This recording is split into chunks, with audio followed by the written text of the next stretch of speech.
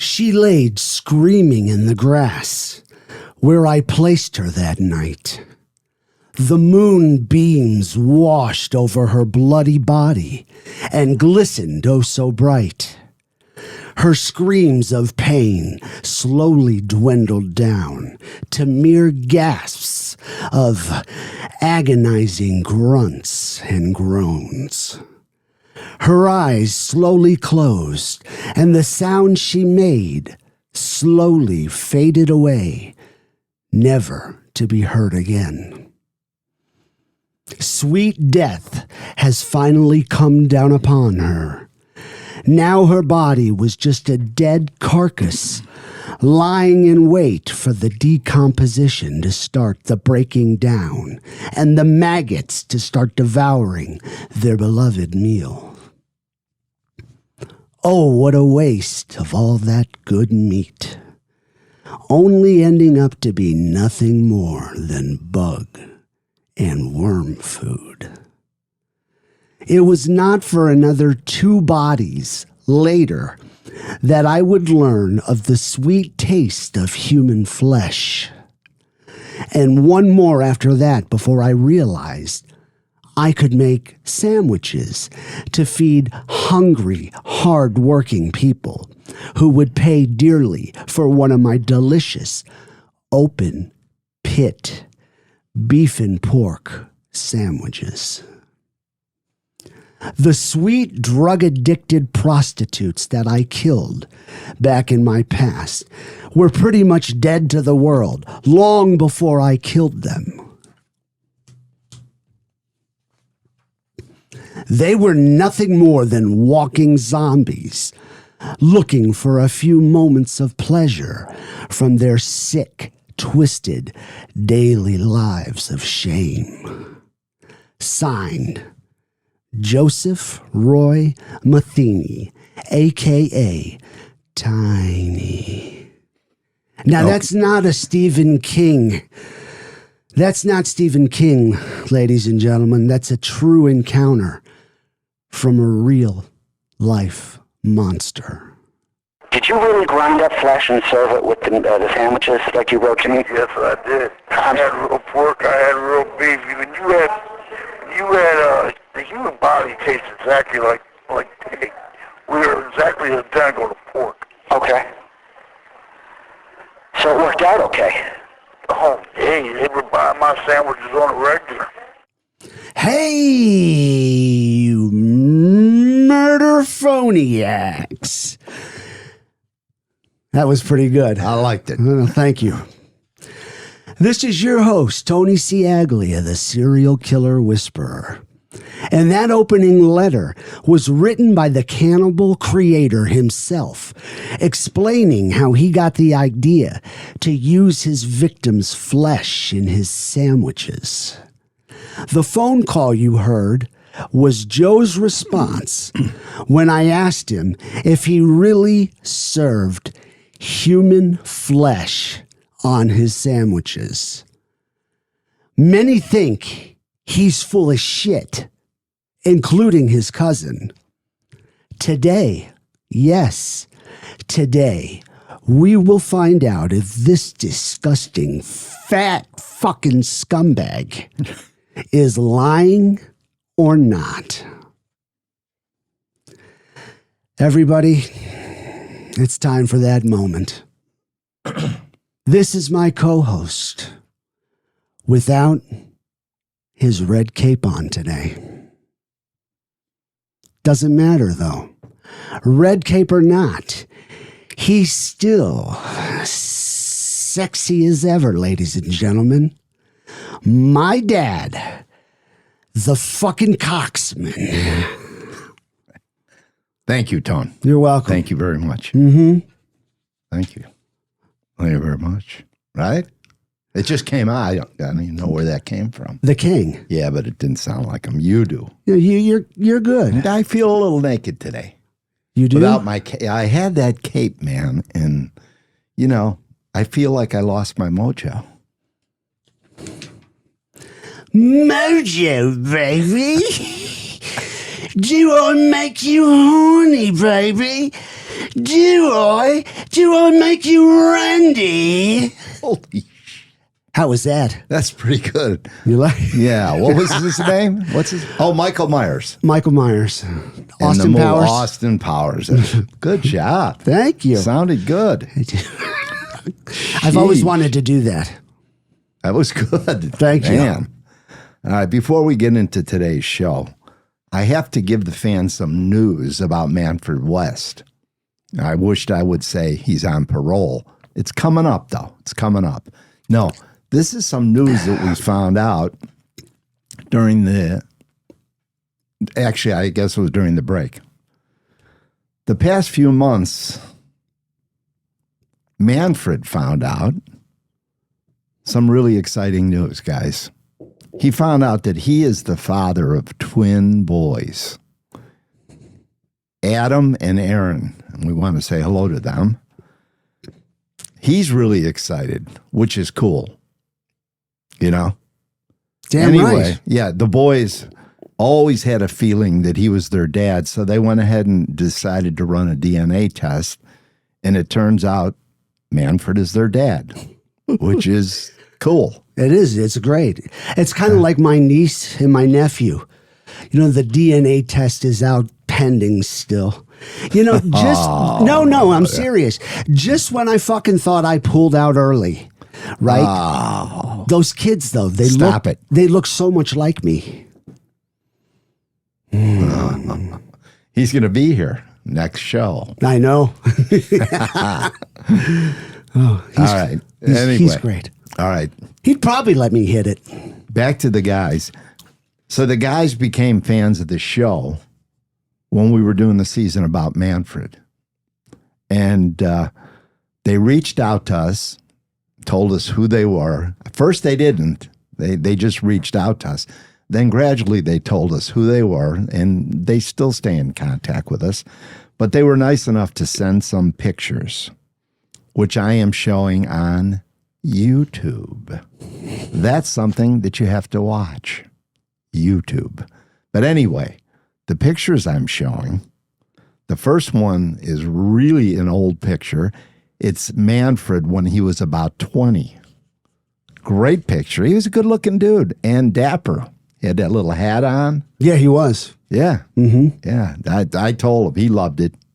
He loved the fact that in fact, I sent him the picture. You can email him and send pictures with the email. He's still nice looking. I mean, for an old gouster. Yeah. Yeah. But yeah, he liked it. He couldn't believe you guys had it. So that was cool. The second picture is a shot of Adam next to a picture of Manfred. And man, you can see the resemblance big time if you're on YouTube. Right? Yeah. The next two pictures are of the guys' artwork. They both paint, and you can tell they're a chip off the old block. I mean, you do some good stuff. And I just wanted to thank you guys for reaching out, sharing that with us. You have a good father, a really good father that you can be proud of. And his parole is coming out, and we will help him in any way we can. We have to talk to Manfred and find out exactly how you go about doing that. But I already told him he's got a lot of people in his corner. So let's hope that he gets parole when he comes up. He deserves it. Definitely. Tony, you want to get into today's story because it should really be a great one. Yes, but first I would like to mention, you know, we're in a small room and everything. You know what would be like the worst thing possible? If I like farted. Like no, serious, like the, you know, one of those like wet farts, you know, like where you're not sure if it's going to mark up my underwear or not. Come It on. was like that. So we're sitting right in a cloud of shit. No, you would be, because I'd be out the door. No, but I need you. Well, Come on, you're my sidekick. then you here. better not do that. Okay. Come on, get up with the show here. Where'd that come from? I don't know. I'm just thinking. I mean, we're in a small room, so just if one of us were to fart in it, it'd have nowhere to go. It would be like in a cloud, a shit cloud. Right? All right. Thank you. Back to visiting Thank you. a monster. Today we're going to cover our second visit with Joe Metheny. We also have more videos to share that we made back in 2010. If you watch our YouTube channel. See, I'm saying it slow so you guys don't miss it. I just feel like it's not our fault, though. We push it out there every week. It's there. It's there.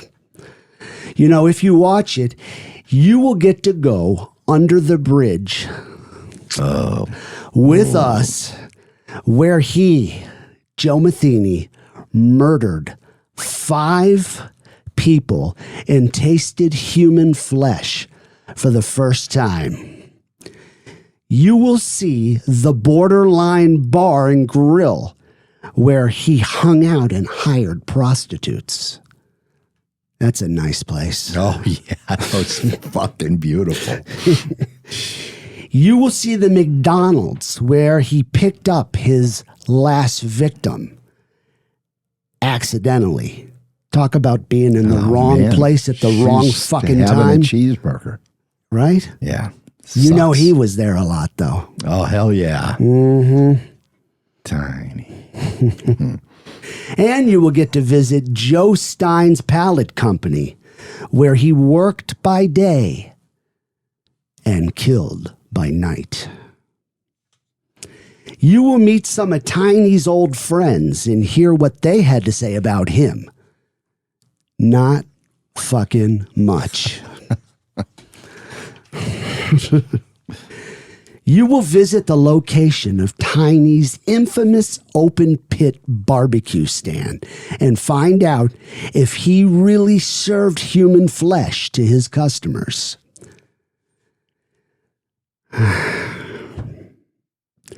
Guys, now if that doesn't get you to watch us on YouTube, well, fuck it, dude. Over the line, Smokey. Market 0, dude. I wasn't over the line, Walter. The Big Lebowski. The Big Lebowski. Should I tell them? Yeah, tell them. I should, yeah. It's a cult. Exactly. I love it. It is a cult film, and me and my dad are part of that cult. We've watched that movie 15 times. It's been out a long, long time. Yeah, at least. Yes, so we can justify watching it 16 times. Yeah. Tony's mom thinks we're nuts, but we are a little, right? Yeah, well, you got to have a fucking sense of humor to watch that movie. Oh, yeah. And appreciate it. Yeah, hell yes. Uh-huh. Over the line. Back to the visit. Picture Joe and that 525-pound body laying on a half-inch thick mattress, counting not sheep, but small, round metal stools jumping over a white picket fence. That's pretty good, huh? Yeah, that's really good. I like that. I love it. You know, I don't feel sorry for Joe because of the half-inch fucking mattress. I feel sorry for that fucking mattress. Yeah. So the first thing out of Joe's mouth, right, is, I'm cutting this visit short. My ass is sore. He says it's because of the stool. We know why it's sore. Because Peanut is giving it to him every day. That's just another day in the showers for Joe Metheny and Peanut. At this point, we want to tell him, right, to go fuck himself. Yeah. But we need information. So we get right into it. No small talk. I asked about the bridge where he killed the 2 bums. You know, we traveled across the fucking country to see this piece of shit. The least he can do is sit there and talk to us, stool or not. Here we are, under a bridge. And this is where Metheny killed 2 bums with a hatchet. He cut their heads right about here, right through. And he said when he did one, the guy popped up and was like, and then died. There was blood everywhere, brains. He kissed the hatchet, hit the guy who was the other bum. He hit that guy the same place, cut half of his head off, and that guy didn't get up. He died right away. And when I say get up, I just mean sit up and then die. It was all nerves. That's what Joe told us 3 days ago at his latest home, prison. He killed those 2 bums because they were talking about fucking his wife. And I'll pan around here to show you that he didn't, mattress. He obviously didn't think too much of that. Here's a mattress where a guy sleeps on, right? Yes. Fire pit where they cook. Yeah. This is a deep place. I'll scan around a little. It's crazy shit down here. You can see shoes, probably hypodermics. Place where somebody can murder somebody and you wouldn't hear a word, right, Tom? Yeah. Don't they? They're girl shoes. That's comforting. Yeah. It's just a terrible place, isn't it? There's a shoe. Yeah. All right, let's get out of here. Let's get out of here. Let's Wow. discuss. All right. Let's discuss what you guys just. Let's discuss your acting because, my gosh, I forgot how good it was. Pacino? Pacino good? Absolutely. You're a mentor, right? Fucking right. You I ought am. to call Al and tell him you want to mentor him. After that performance, fuck. I could give him a couple tips. Yeah. Yeah, Yeah, definitely. I like it. You look pretty good under that bridge. You think so? Yeah. Hey. You guys, you were teasing me about that years ago. I know. That was awesome. Exactly. And now on YouTube, they all get to see it. Mm-hmm. Check it out, guys. Got a Check it out. monumental performance. So this piece of shit, when Tony asked him about the bridge, we didn't know. He went to jail for the 2 that we described, that Tony described under the bridge. You know, when he... The 2 homeless I people. can't do the acting because you're really Because you're not Pacino. Yeah. But I'm Al Pacino. Al Pacino. John Travolta. John Travolta Right. did that in a movie. That's right. But anyway, back to Fat Joe. So he says, I went under the bridge. I killed these 2 bums, like Tony talked about. Please, homeless people, And, politically I'm sorry, correct. yeah, What the I'm fuck? sorry. Okay, homeless Okay. people, yeah. So anyway, killed these 2 bums. I'm turning over a new And leaf. then he was in jail for 18 months for that. And he got out. He slipped through the fucking cracks. You got of just, nothing on me. Tony had asked him on a phone call, I think you guys remember, that how the hell did you get out? They didn't have enough evidence. So 18 months, fat ass walks out of the jail, right? And then he's telling us the story. He goes right to the Borderline Grill and he gets a hooker and he takes her under the bridge and he does what he does and then he kills her.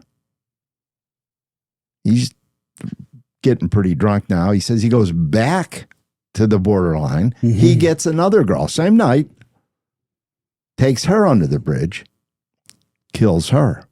Now he sees some poor guy, some poor innocent guy down there fishing. He was probably a homeless guy, but, you know, he was fishing.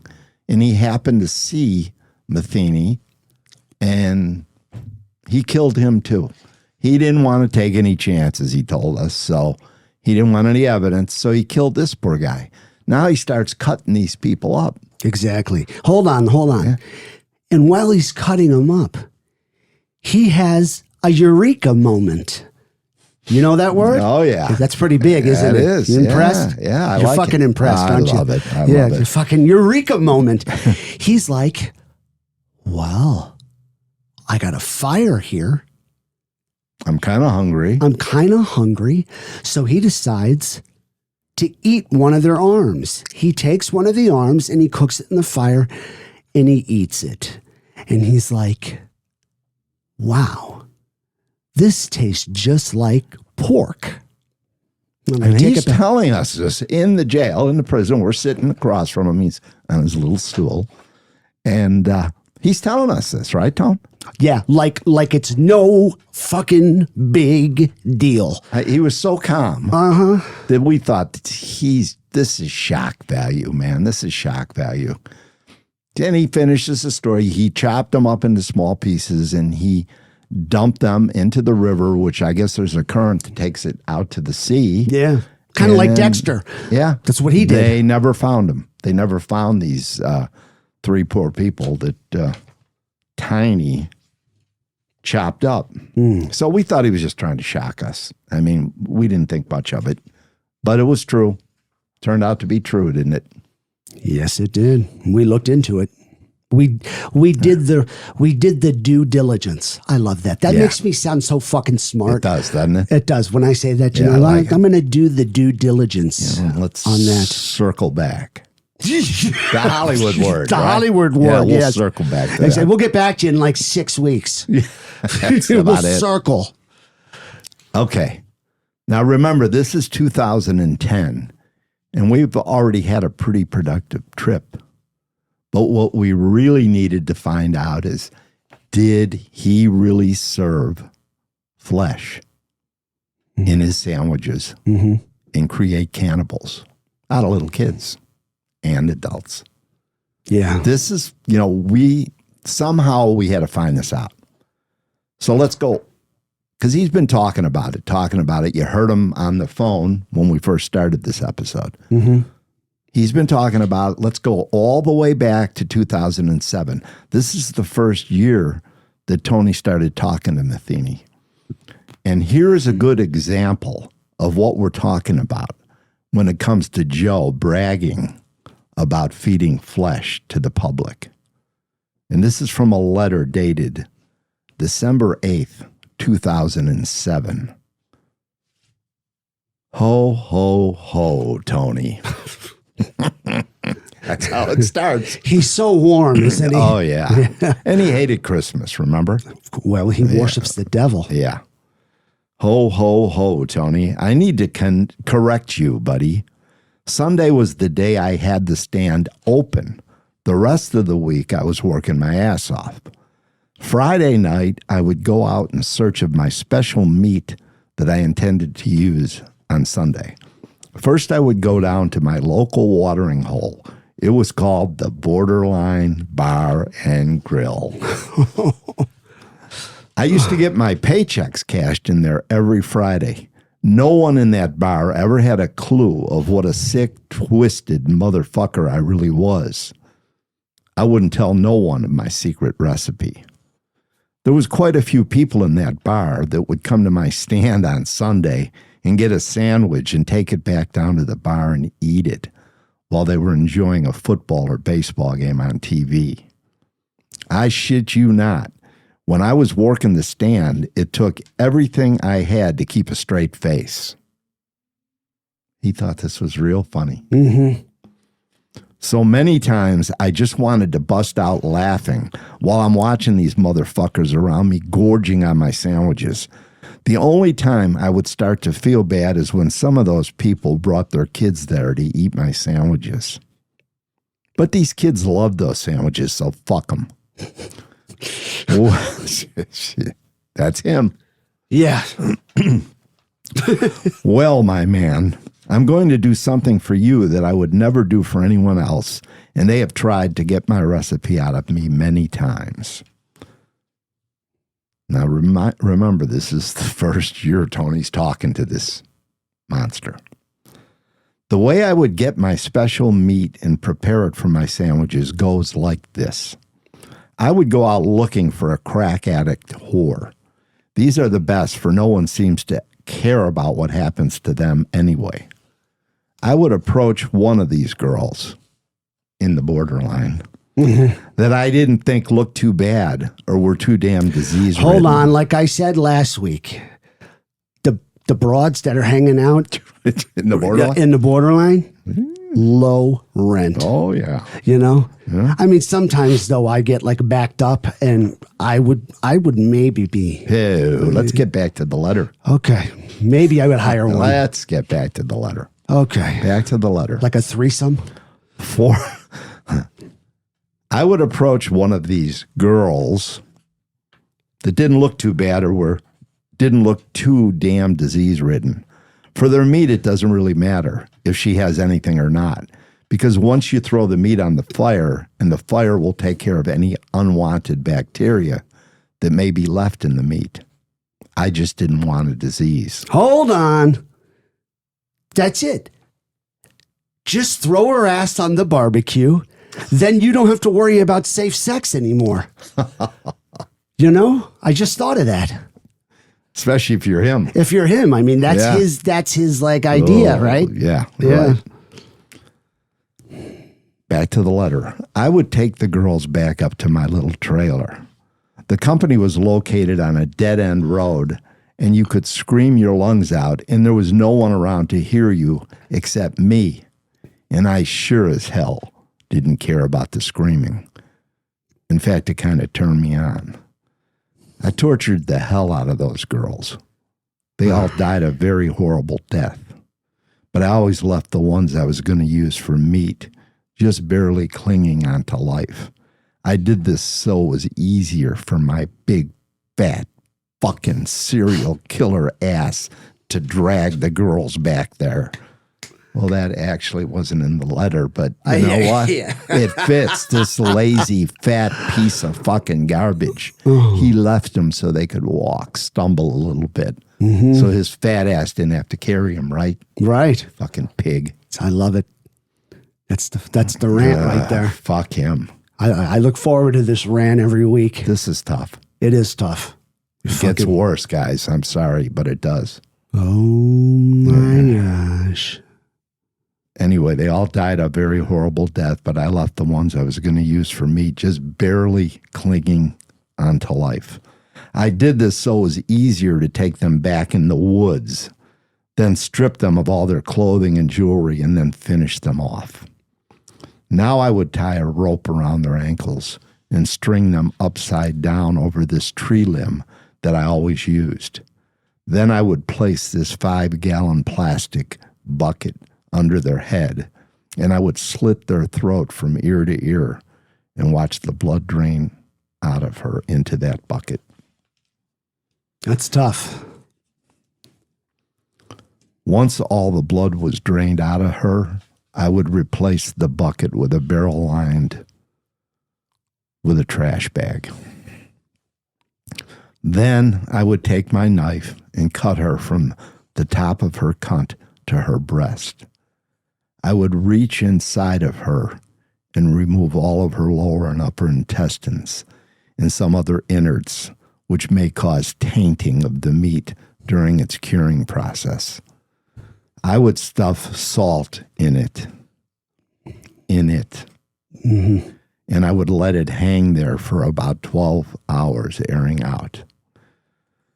Then I would start cleaning up and disposing of all the trash and waste. I would take the bucket and trash bag and drive it over to the river. I would look for a deserted spot and throw it in the river. The fish loved it. Anyways, about 12 to 15 hours later, I would go back up there where she was hanging with my hacksaw and start dismembering her. The only meat I used on the body was the back of the arms and legs. I'm sure there was plenty of other meats on her dead carcass I could have used, but I was somewhat on a time schedule. I only had from Friday night to Sunday morning to get all of this done. For obvious reasons, I had to work alone, but it had a few good points because I didn't have to share the sandwich money with anyone. Like a businessman, he's on a tight, time frame. He makes me sick. I would cut the meat I was going to use and place it in a big bowl, wash it real well, and then place it back in the bowl and fill it with cold water and add about a cup of salt and red wine and then let it marinate for about 3 to 4 hours. I would drain and wash it one more time and then place it on a board and rub it down with pepper and a little meat tenderizer. I would put it in this green Tupperware bowl and then take it out to the grill along with the beef and pork that I already had out there cooking. Then I would slip it in with the pork and no one could ever tell the difference. They loved every fucking bit of it and so did I. Ha, ha. I'm sure you'll get a lot of nice things for Christmas, buddy, but I don't think anybody's going to give you anything like this secret recipe that I just wrote down for you.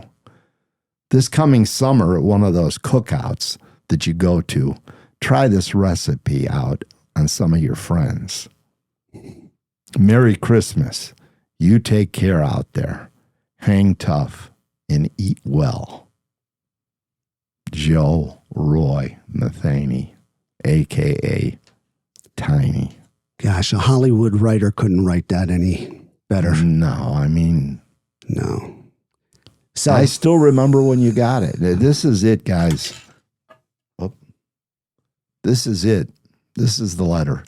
And you see at the top, this sick fuck put a plate with a leg. And, it's just... But this is it. Maybe we'll put it out for bid after this season is over with. It's just, it makes me sick. But anyway, that's the letter. Okay, bud. You're up.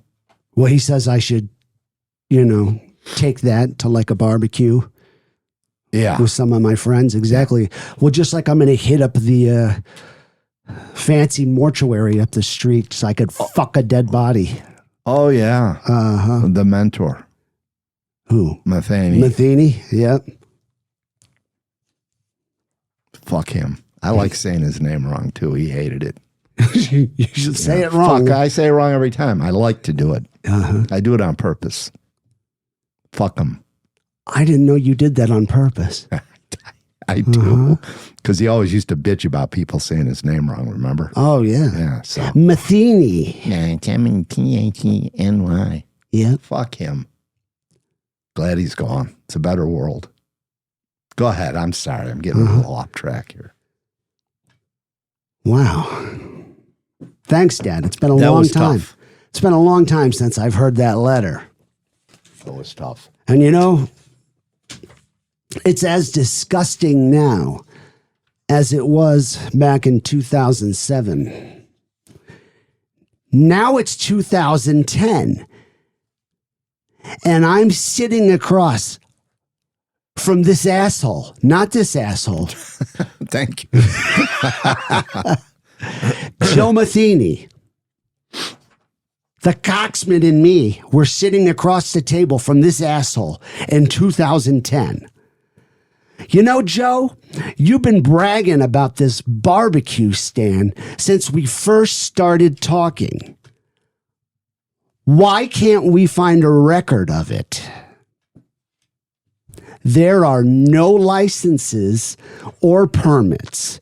Did you really have an open pit barbecue stand? And did you really serve human flesh to your customers? Fat Joe, he leaned forward He didn't lean that far forward because his stomach just kind of stopped him.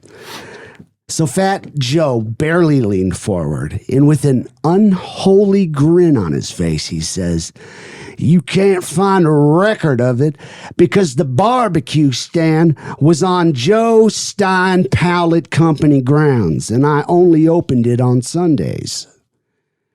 Did you like that?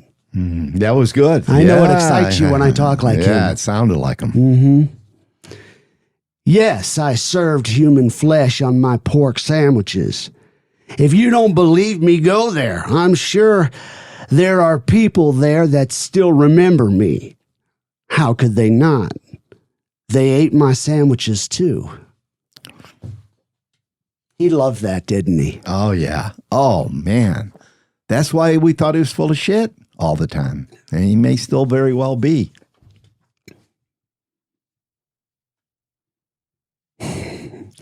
That's the only productive thing he did in his whole life, in his eyes, right? Yeah. Well, we're still trying to find out, though. We don't know. Just because he says it. He says a lot of things. You're right. We had no idea it was at the Pallet Company.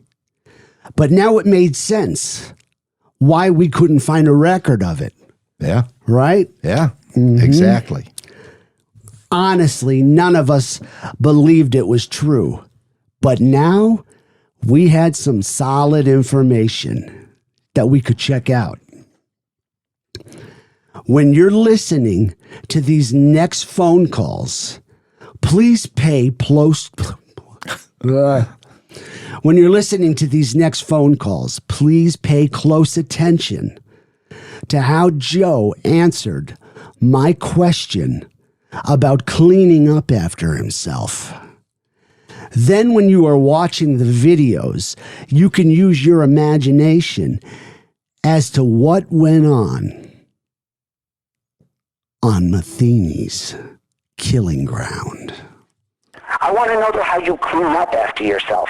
I mean, 'cause that was pretty messy, probably. What? What, the body? Oh, yeah, because I'm Down in the woods there. When I would kill them, they was already dead, but I would take them out there, just tie a rope around their ankles, string them up on a tree, and I had a 5-gallon bucket I'd put underneath their head, just slit their throat and let the body drain, the blood drain out. So you would drain them? Yeah, it's the same way as doing a deer or anything else. You let it drain and let it air out for about 24 hours. Oh. And then you slice it up. You gut it. Take off just from where the pubic hair starts. Just slice the whole body straight down. The whole body, the stomach, all the intestines and everything else out of it. And nobody knew this was going on. No friends, no girls, nothing. Nobody had a clue. This was like your own thing. That was it. Did you have to tell them? Did you have to tell them where she was buried? Yeah, I had to, because all my victims, I would dig a shallow grave. And bury them. And when you bury them down there, you always have a bag of lime. You know what lime is? I do. It decomposes. Whenever you bury them, you open that bag of lime, and you put that all over the body, all around that hole. You put it underneath. You take something, you put it underneath or in the bottom of the thing in the grave before you put the body in. And then when you put the body in, you just put everything else all over the body and all over that. Okay. That kills the effect of everything. Of the cadaver dogs can't tell it. Because when you cover it back up, when the body breaks down and starts decaying, when it rains, that's when all that starts coming to the surface, and that's how a cadaver dog can smell it. But when you put the lime there, it's undetectable. It kills all the bacteria. It takes away all the smell. Yeah, you're right. It kills bacteria and everything else. Hey, Joe. I learned that off of PBS years ago. Yeah. You watch them old World War II movies, how Hitler had the mass graves. You ever seen all that white stuff that they had in them graves? Yeah. Was that lime? That was lime. how they never, they still ain't found most of those mass graves over there. This is the McDonald's right here, where Joe Metheny picked up his last victim and took her 3 minutes from here to the Pallet place where he worked and murdered her. And at the Pallet place is where the cops found some of the bodies of his victims. As you can see, it's off of Washington and Hammonds.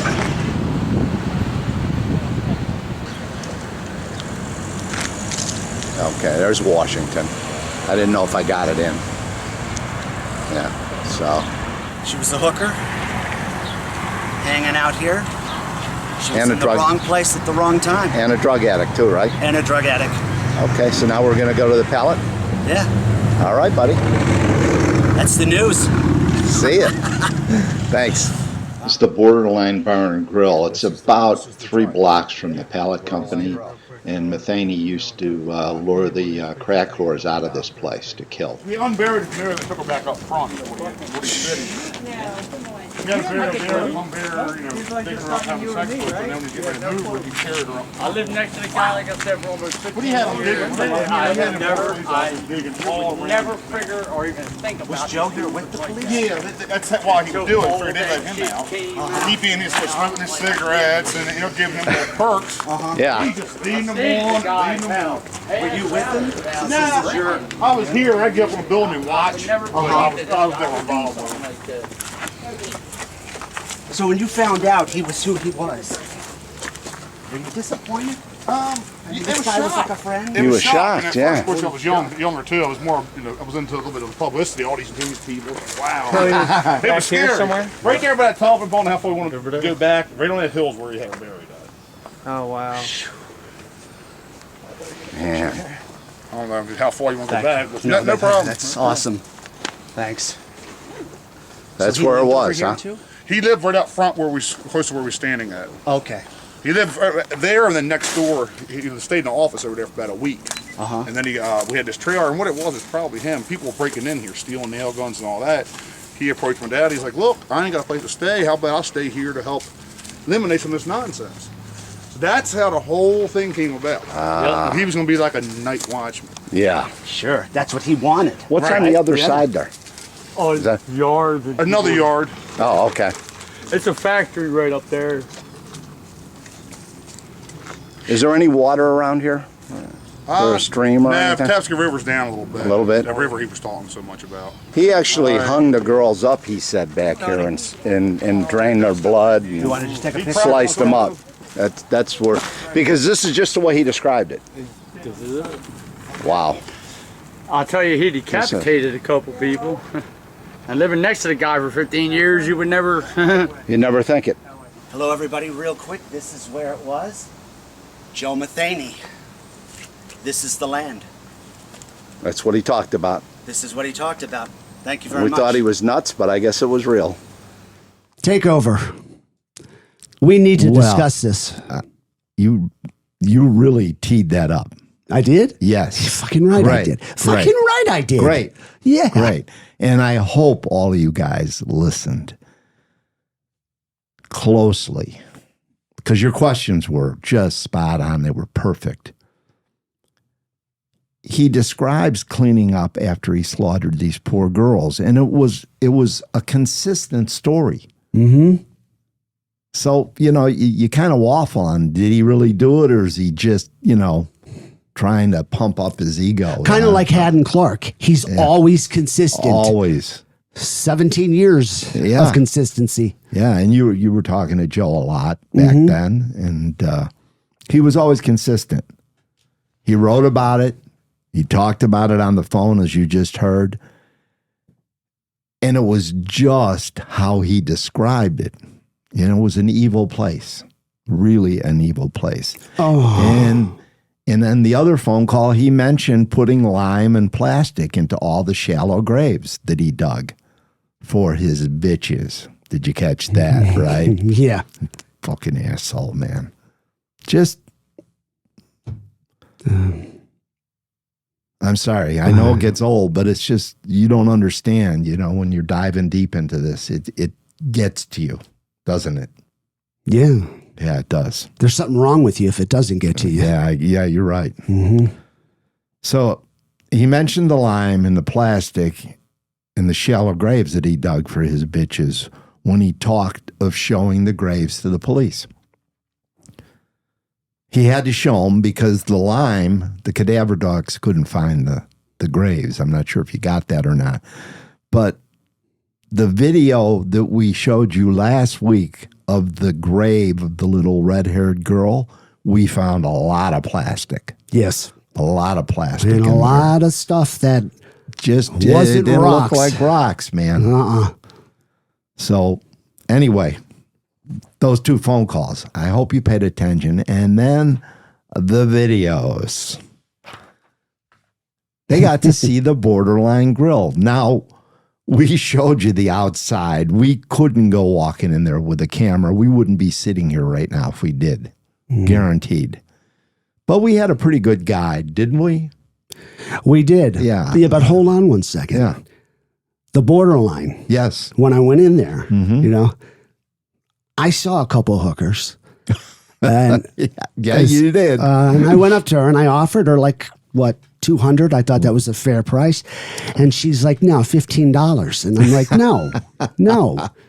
Come on, girl, $150. We'll settle there. And she's like, no, $15. I'll make you holler. No. $15. Little man, put that shit in my hand. Anyway, I think you know he's screwing around, but if you don't, he is. I am. But there were hookers in there. Yes. And you had to see this place, and you will see our guide. It was Joe's next door neighbor for 15 years. And Row House. Central Casting couldn't do a better job with this dude, right? No. If they were shooting a movie. But anyway, we didn't spend a whole lot of time in there. You know, we mentioned Joe Metheny. Nobody, I mean, there was like, you could have heard a pin drop in there. We were talking to the bartender. He didn't want to talk. Nobody wanted to talk. Yeah. We had to get Metheny's neighbor a pint of Jack Daniels. Was our excuse to go in. But That's not a lie. No, it isn't. In order for him to talk to us, we had to buy him a pint of Jack Daniels. Mm-hmm. And he fucking carried it around everywhere he took us. Oh, yeah. He put it in the big gulp cup, I think they call it. Remember, he poured the whole thing in there and he put a little soda in there. And he said, I'm not an alcoholic anymore. I don't drink beer. I switched over to Jack Daniels. I used to knock down a couple of cases of beer a day, right? Yeah. Not anymore. Him and Jim Morrison. Yeah. So, but anyway, we got out of there pretty quickly. To say we weren't welcome is an understatement. Oh. Right? Fuck, if eyes could kill. Yeah. They were killing. It was like the record stopped, when we walked in, right? Mm-hmm. Yeah. Fuck, like the Barn Airplane. I don't know if you guys ever saw that movie, but remember when the fights and all the other shit that started? People are being thrown out. Yeah. All right. And then the Pallet Company, guys. It's exactly as Joe Metheny described it over the years. We went there and you could feel it. And I'm not being dramatic, am I? Mm-mm. That area in the back that you saw where he hung the girls up, it was evil. You could feel a presence back there that I never want to feel again. I mean, it was desolate and it was just real spooky. Because I thought the bridge was spooky, but we knew what went on there. We knew what went on there. And it was like, you got to put yourself in one of those women's shoes, and they could scream their loudest and no one's going to hear them. Right. And he loved it. Mm-hmm. The more they screamed, the more he tortured them. It's just, and it was a perfect place to kill, guys. You could see that. I think you could see that on the video. It was a perfect place to kill. So let's hear the question again that I asked Tiny so many times. Did you really grind up flesh and serve it with the sandwiches like you wrote to me? Yes, I did. I had real pork. I had real beef. The human body tastes exactly like pig. We are exactly identical to pork. Okay. So it worked out okay. Oh, hey, they would buy my sandwiches on a regular. Where he used to have his barbecue. He used to have his barbecue where at? Right over there? Right there, where that plywood is. Nothing about. So he did have the barbecue stand, huh? The only thing I know. He did. And everybody jokes about that still when we were 50. Yes. You want to stand right over there? Your left hand side. If you come down Wilkins Avenue. Come down Wilkins Avenue. So now you believe it. I mean, His barbecue. that's where it was. Yes. He said they made fun of him. But those son of a bitches loved my sandwiches. And I would sit there and watch them, eat them. But I always felt bad when the kids would eat the sandwiches. I didn't tell anybody about it. But this is where it was. He's right here. Say hi. I lived in the second house. You actually knew him, huh? He would rent. He would rent. What did you think? You didn't think? Wrestling videos. I didn't think you hurt anybody. Me, my brother, my hurt my potbelly cousin. pig. We go. He to what? He hurt my potbelly pig. He did? We lived next He didn't door. cook it, did he? We didn't think that's when he was still with Linda It was a bet and his son David. Didn't touch it. He was still. Oh. He said I owed him $5. And like I said, smell we sit my over there, dogs. you know, drink beer. Yeah, and you do. You know, watch, yeah, we miss our WWF dogs. wrestling. Where you guys Go actually from? sleep, pack Las up, Vegas. Wake up. Wow. I mean, all of his... Do you believe that? I mean, when you guys... Did he tell you that? You need to realize he was wearing a mask. Right. He said he fucking cut the people. My friend. Yeah, no. Cut the fucking people up and ate the dude's arm. Right? I'm sorry Right you down asked there, me I that knew question. something was wrong. Now we know that he wasn't lying, and this monster actually served human meat to his customers, including children. We talked at length with many people that had eaten there, and they confirmed it was true, but it made them sick thinking about it, and it was something, I know you could tell that they didn't really want to discuss it. Right. One person actually remembers the green Tupperware box that Metheny said he kept the human meat in. You know, remember that? We didn't know the significance of the green box. I guess we could figure it out. But when I was reading that sick letter that he sent you way back in 2007 and how his recipe and how he prepared it, he talked to the green Tupperware. So we brought that up, and sure enough, that was so he knew where the human meat was, but no one else was supposed to know. But they found out later.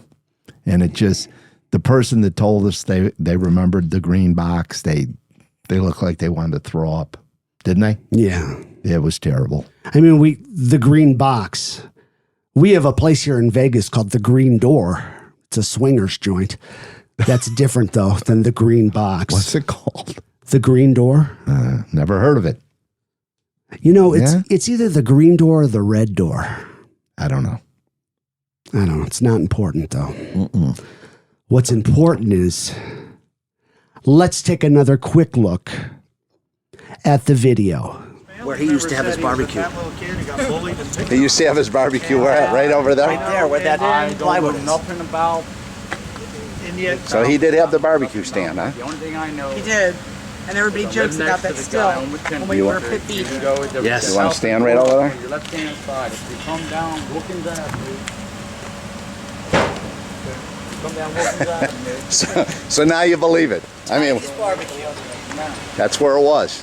Yes. This proves without a doubt that Joe Roy Metheny, a.k.a. Tiny, was the cannibal creator. Without a doubt. Right?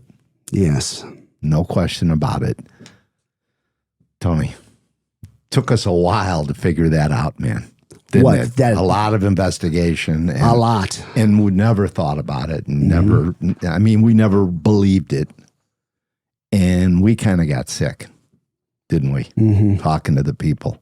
Just glad we never ate there. I'm sorry. Go ahead. You're up. Glad you didn't eat there. Right? Yeah. This is a video that I made in our hotel room back in 2010. Oh, come on. Get your heads out of the gutter. It's not that kind of video. I mean, I've been in those kind of videos, but it's not that kind of video. This video sums up all the incredible information that we had discovered. It actually was on a Sunday when we went to Stein's Pallet Company. And even though it was closed, we got to meet people that actually knew Joe. Oh, it truly was divine intervention. It was. I believe God made our paths cross that day.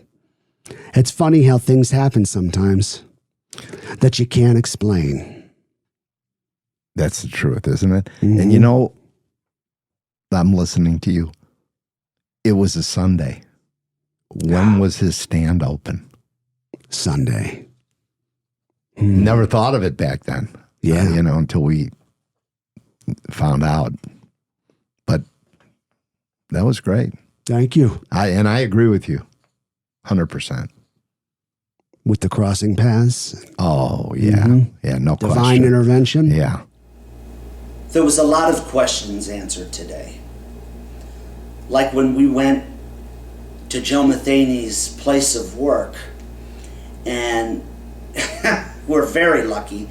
It was as if God sent these people to us to speak to us. I mean, it was a Sunday. They weren't working.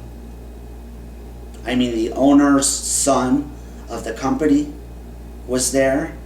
Another guy who happened to be a next door neighbor of Joe Metheny for many years. And a girl who also worked there, a desk job, who knew Joe Metheny back in the day. We got to see where his barbecue stand was, and the people that worked there were nice enough to take us into the business grounds and show us where he slept, where he murdered, where he buried bodies,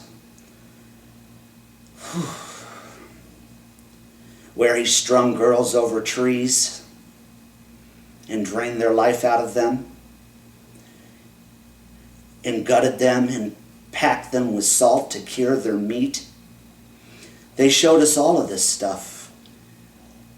So when you get somebody who writes you in prison, and you don't really know this person from Adam, and he's telling you all these wild stories about eating people, burying girls, digging them up and fucking them and burying them again and digging them up and doing this over and over again. I mean, you kind of wonder, is this guy for real? And then you go and you meet people that knew him and worked with him and were there while he was murdering people, while the police force and the FBI stormed the place, found bodies. They're telling you all of this.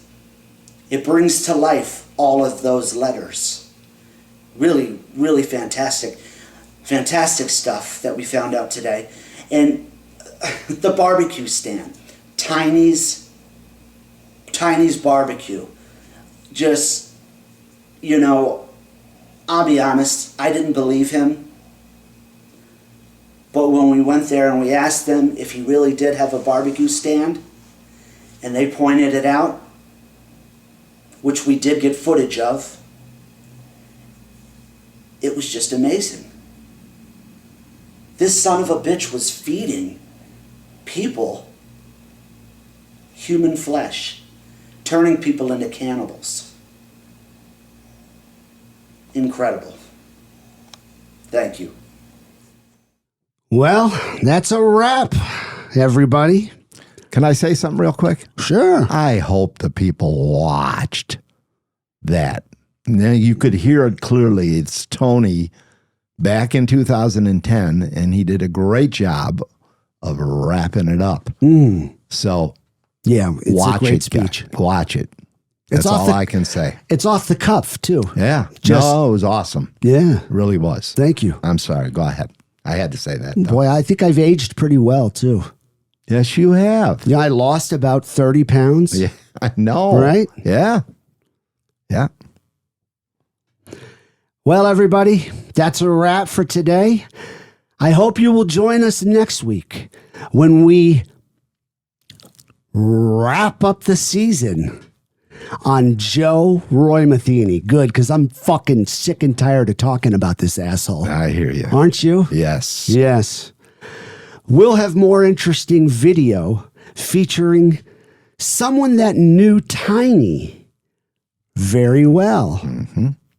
You won't want to miss this. Until then,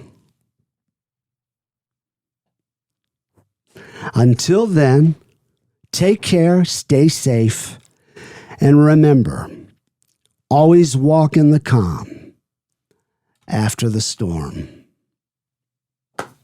Good job. Good job.